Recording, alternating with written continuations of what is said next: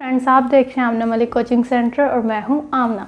Class basically आजकल के lecture में हम लोग श्रोडिंगर इक्वेशन को डिस्कस कर रहे हैं। So what is Schrodinger equation? हमने स्टार्टअप किया, हमने श्रोडिंगर इक्वेशन को, उसके बाद उसके अंदर मुख्तलिफ वैल्यूज़ जो थी वो फाइंड आउट करके सब्स्टिट्यूट करना शुरू कर दी। अब बेसिकली हम लोग वैल्यूज़ की सब्स्टिट्यूशन करने के बाद पहुँचे थे कि हमें partial square phi over partial T square की वैल्यू जो थी वो फाइंड आउट करनी थी। तो क्लास इसके लिए हमने एक फाई जो है वो कोई भी हमारे पास एक पॉइंट है एक 4 डायमेंशनल स्पेस के अंदर, और उसकी डायमेंशन है एक्स वाई जी और टी, जिसकी वैल्यू है साई एक्स वाई जी और ई की power minus iota omega T. तो क्लास अब हमने इसका डेरिवेटिव निकालना है विद रिस्पेक्ट टू टी, क्योंकि हमें चाहिए partial square phi over partial T square. तो पार्शियल डेरिवेटिव जब हम लेते हैं तो पार्शियल डेरिवेटिव हम किस तरह से फाइंड आउट करते हैं कि जिस चीज़ की रिस्पेक्ट से हम डेरिवेटिव ले रहे होते हैं वो एज अ वेरिएबल एक्ट करता है और बाकी जितनी भी वैल्यूज़ होती हैं वो एज अ कांस्टेंट एक्ट करती हैं। तो क्लास यहाँ हम टी की रिस्पेक्ट से ले रहे हैं तो एक्स वाई और z as a constant act करेंगे। जब मैंने टी की रिस्पेक्ट से लिया तो partial square phi over partial t square आ जाएगा। अब इस साइड हमने लेना। अब ये देखिए साई जो है वो फंक्शन है एक्स वाई जी का, तो इट मीन्स इसमें टी नहीं है तो ये क्या एक्ट करेगा एज अ कांस्टेंट। और जब भी डेरिवेटिव लेते हैं तो कांस्टेंट शुरू में आ जाता है, तो ये शुरू में आ गया। ई की पावर आयोटा ओमेगा टी का हम लेंगे derivative with respect to T. जब हम इसका डेरिवेटिव लेंगे तो ई की पावर का डेरिवेटिव ई की पावर ही आ जाता है, और पावर का डेरिवेटिव अगेन लेते हैं हम, पावर का डेरिवेटिव लेंगे तो टी जो है उसके रिस्पेक्ट से लेना है आयोटा ओमेगा कांस्टेंट, और फिर टी के रिस्पेक्ट से टी का डेरिवेटिव 1। ये हमारे पास आएगा फर्स्ट डेरिवेटिव। जब हम इसको अगेन डिफ्रेंशिएट करेंगे तो ई की power iota omega T as it is, और आयोटा ओमेगा दोबारा से आके यहाँ आयोटा ओमेगा का स्क्वायर हो जाएगा। ये स्क्वायर जो है वो आयोटा पर अलग और ओमेगा पर अलग अप्लाई होगा। तो आयोटा पर जब स्क्वायर आएगा, आयोटा स्क्वायर की वैल्यू बेसिकली -1 होती है, तो यहाँ माइनस ओमेगा स्क्वायर ई की पावर आयोटा ओमेगा टी।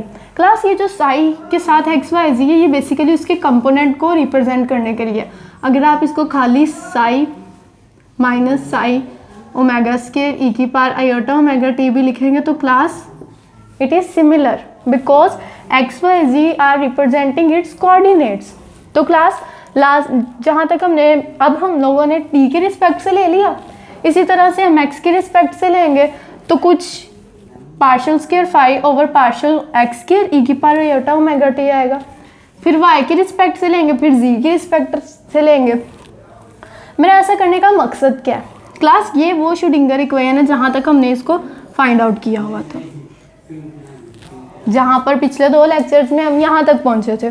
तो क्लास यहाँ पर देखें, ये फंक्शन हम फाइंड करना चाह रहे थे। बेसिकली ये फाई में फंक्शन था, लेकिन इसका आंसर आया साई के अंदर, लेकिन ये फंक्शन अभी भी फाई के अंदर है।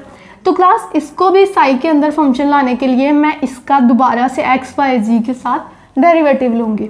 अब क्या, ये वाली वैल्यूज़ उठा के इस इक्वेशन में सब्स्टिट्यूट कर देते हैं, ये वाली टर्म यहाँ पर आ जाएगी और इस वाली टर्म की जगह पर ये वाली term as it is 2me minus we naught over h square f square, और इस वाली टर्म की जगह पे ये value omega psi minus omega square e की पावर आयोटा ओमेगा टी।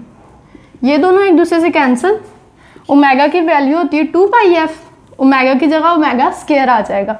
उसके बाद एच की वैल्यू होती है 2πh कट, दोनों को सब्स्टिट्यूट करें कैंसिल करें तो उसके बाद -2me minus we naught over H cut हमारे पास रह जाता है। अब हम लोग क्या करते हैं, सबसे पहले एक्स कंपोनेंट को ले लेते हैं।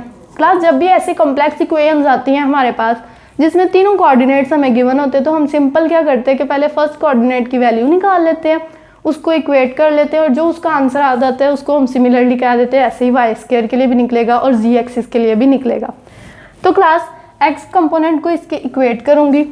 तो अब देखें, ये एच कट स्क्वायर यहाँ डिवाइड उधर आके मल्टीप्लाई और 2m इधर आके डिवाइड। क्लास जब हमारे पास स्मॉल केसेस की बात होती है तो उसमें जो पार्शियल डेरिवेटिव है वो डेरिवेटिव में कन्वर्ट हो जाता है।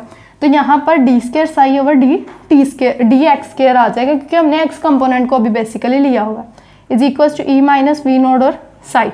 अब ये साई अंदर दोनों से मल्टीप्लाई होकर e psi minus we naught psi आ जाएगा। ये वी नोट साई उधर जाके प्लस हो जाएगा, तो क्लास यहाँ से इधर ये साई और ये साई कॉमन आ जाएगा, और ये बेसिकली ये जो आंसर आया it is a constant term which is known as Hamiltonian.